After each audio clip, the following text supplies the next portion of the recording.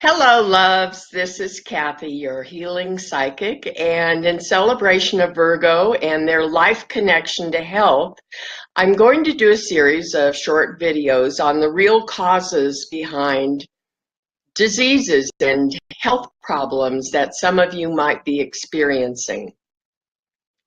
Today's topic is sleep apnea, and I've made some notes, so I'll be referring to them while I'm talking today. And this is just going to be a short video.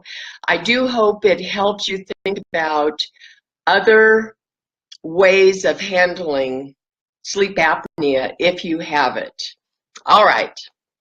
So I'm going to give you a description, the side effects of sleep apnea, the risk factors, the spiritual factors, and the spiritual solutions. So here we go, sweet darlings. This is a description of sleep apnea. It's when your upper airway temporarily collapses during sleep and breathing stops from anywhere of 10 seconds to a minute. So it's a collapse in here. The side effects of sleep apnea include next day drowsiness, not really good if we're thinking of driving to work and we're still tired and drowsy. Other side effects include headaches and, interestingly enough, heart disease. When we don't have oxygen regularly going to the heart, or to the body, as happens with sleep apnea, the heart is often affected. So there's a lot of side effects. Learning and memory disorders. Sorry for the phone. We'll just shut that off. Sorry. Drowsiness, headaches, heart disease, learning and memory disorders, incorrect perception of reality. I mean, really, when we're not getting enough sleep, we think we've got a handle on life and its problems, but that lack of sleep and that interrupted sleep and that interrupted oxygen affects the brain and our ability to understand things. And mood disorders, this is the last of many side effects. Mood disorders like depression. All right, so your strongest risk factors for sleep apnea are two major things. Obesity and high blood pressure.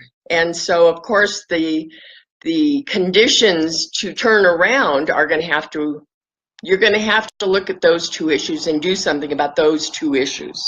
We'll get into that here. All right.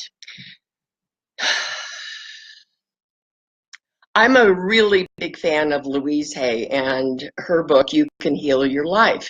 And in it, she looks at the mental, emotional, and spiritual causes behind diseases. And let me read to you her version of sleep apnea. She has several insights that are really interesting. When you have obesity and a high blood pressure, which are risk factors for this, she says that there are several broken spiritual connections that you haven't dealt with yet. Fear, the need for protection, running away from your feelings instead of expressing them, unfounded insecurity, self-rejection, and long-standing emotional problems that you haven't yet addressed and healed. And I also am a huge believer that anything that is manifesting itself in our physical body has an emotional, mental, and spiritual origin. And so that's exactly what she is saying. There's something in our past that we have not addressed, we have not healed, we have not gotten past, and it manifests itself outwardly when we're sleeping and vulnerable. All right.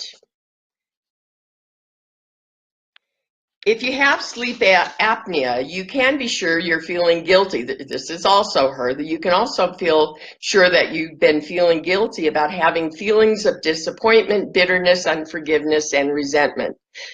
We all have those feelings, but if you feel guilty for having them, if somebody maybe in your past has made you wrong for having these feelings, then it starts to manifest in the body.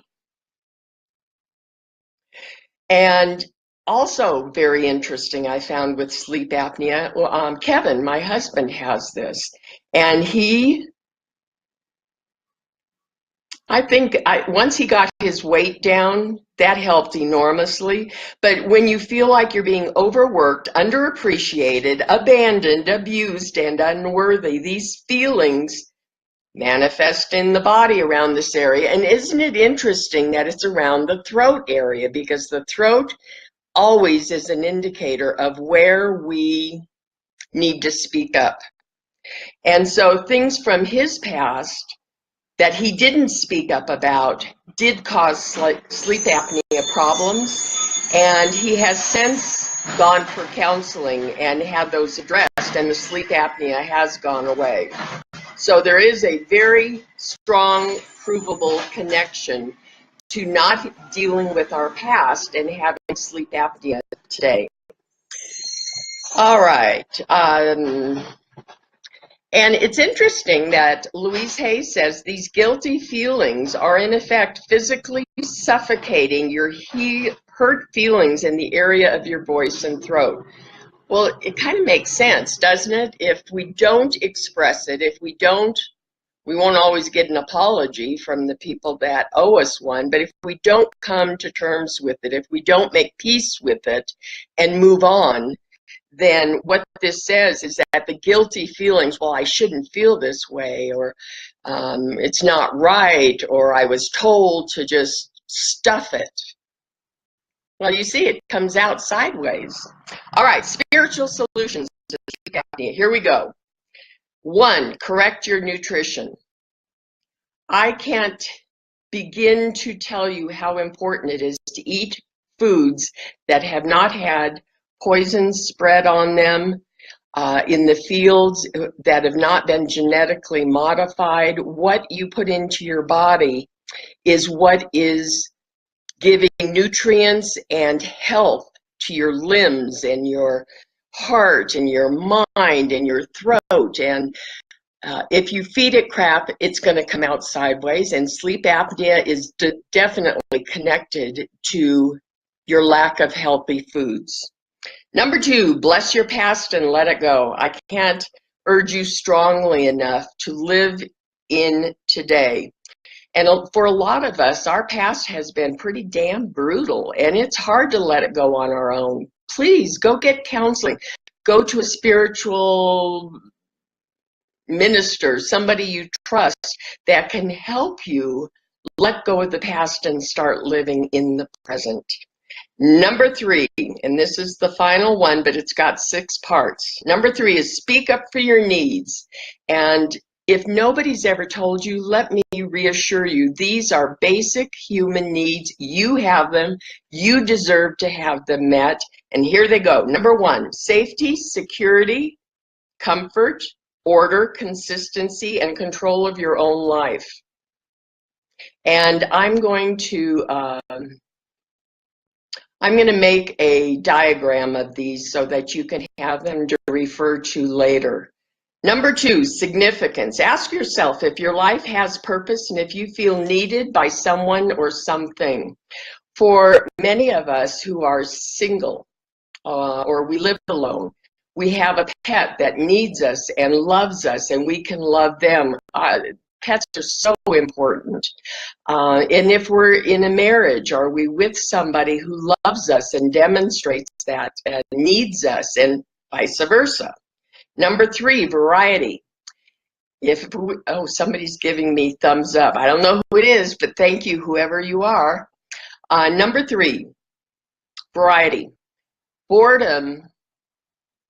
I don't know about in your case, but in my case, when I'm bored, I eat, and I eat crap food, and then my body suffers for it later. I like to get out and go walking in nature. I like to visit with my friends. I like to sort of cook. If Kevin will get in the kitchen and help me, that's great, because I don't like to cook on my own. I like a variety of things, and I would encourage you to have hobbies and a variety of things as well, because boredom leads to inactivity. We don't want to get out and walk or exercise. We don't want to eat the right foods. Number 4, love and connection. For spiritual wellness, you need someone or something to love and be loved back. My cats, my husband, my friends. Number 5, growth in the areas of physical, emotional, intellectual, and spiritual development. Growth means we're learning something new every day. There are a lot of people, when they get out of high school, they say, I'm done learning. I hated school. I don't want to go back, and I don't want to learn anything. That's to their own detriment. Learn something you're interested in, spiritually, mentally, emotionally, physically. And last but not least, number 6, contribution. Where in your life are you caring for and helping others? This cannot be a lifetime of selfish motivation. What's in it for me? I'm not doing for you unless you do for me first. You must have something you believe in. Maybe it's clean water. Maybe it's pet adoptions. Maybe it's selling real estate. I don't know what it is, but you got to have something in your life that you believe in, that helps people, that is a giving part of your life. And when you do that, your health begins to correct itself. When our lives become what's in it for me, we begin to deteriorate. And all of this definitely applies to sleep apnea. So I'll go ahead and get this list together so that you can refer to it visually if you'd like to. And I want to thank you for listening, and please comment if you have found any of this to be true in your life, or if you have other solutions that you have found works for sleep apnea. I love you, God bless you, and thank you.